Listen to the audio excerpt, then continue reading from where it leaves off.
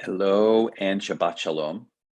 Hope that you are enjoying your Friday afternoon, knowing that as the day slowly calms, that it will be Shabbat. Yay! And we'll have a chance to reflect and refresh and spend the next 25 hours studying and resting and spending time with our families and reading this week's incredible Torah portion of Beshalach.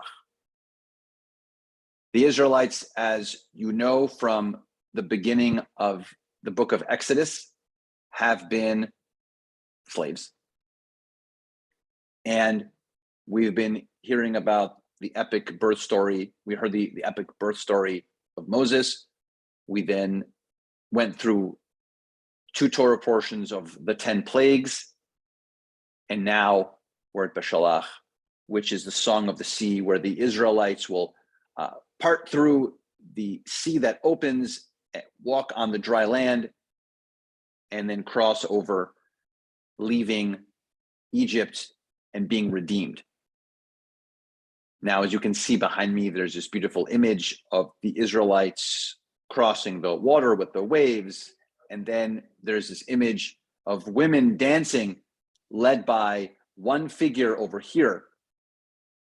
And that, as you may guess, is Miriam. Here's what's interesting about this week's Torah portion is that this is the first time we actually find out her name is Miriam.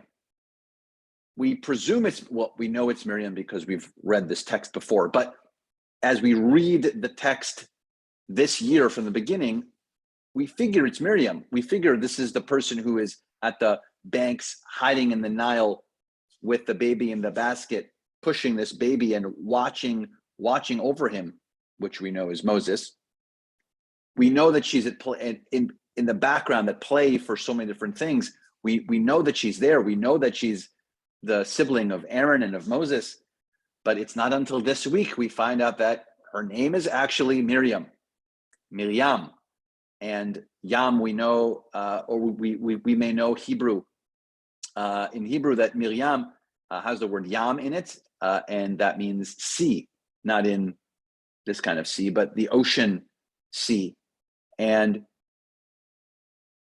we know that Miriam is connected to water. We meet her, and she's in the water, looking at the Nile, and here she is at another moment by the water, celebrating. And so there's a beautiful commentary from a great text that examines the Torah, commentaries by Everett Fox.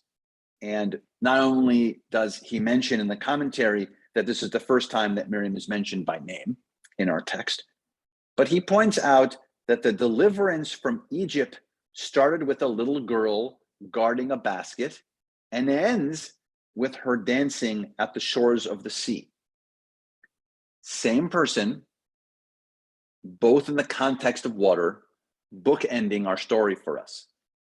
And when we meet her by the water, the Israelites are enslaved. But when we meet her now, she's also by the water, and the Israelites are free. And the redemption through that water.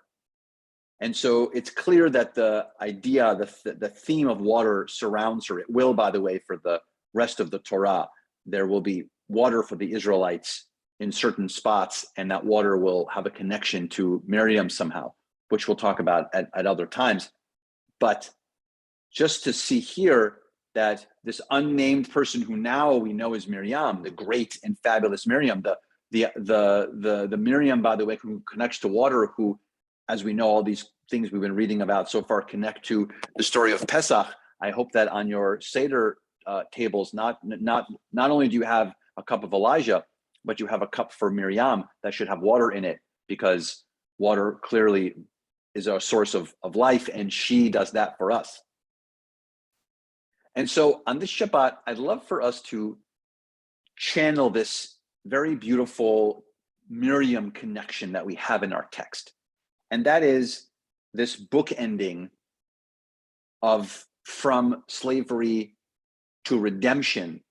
And Miriam is this catalyst for us. I want us to think about this in our lives, that we've gone through some kind of journey, a great one, maybe a not so great one. And there has been someone or several people on that journey with us from the beginning and through the end, that they were there at the beginning, they watched over us, they were partners with us on whatever the waves were taking us, connecting with that water idea. And then at the end, they were there dancing, if you will, with their timbrels with us, celebrating. So who have those people been in our lives that have been there through all of that thread of those moments? Clearly, it's Miriam for us in this moment. So we get to celebrate her and the redemption of the Israelites.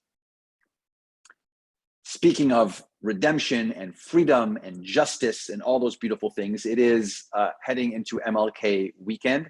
And to connect with MLK weekend, not only will be discussing and looking at and hearing some beautiful music in connection with Beshalach, but we'll also be connecting with the idea of justice and redemption connected with MLK weekend. Pastor Brown will be joining us later this evening from Ebenezer Baptist Church, and we'll be connecting on this idea of justice and freedom that connects between Beshalach and MLK and MLK weekend. So we look forward to seeing you later tonight, 7 p.m. services. Please don't forget to register. Both we have in person and on our live stream, and also tomorrow morning, 8:30 a.m. we'll be having our service and our Torah study on Zoom as we discuss this fabulous Torah portion. Shabbat Shalom.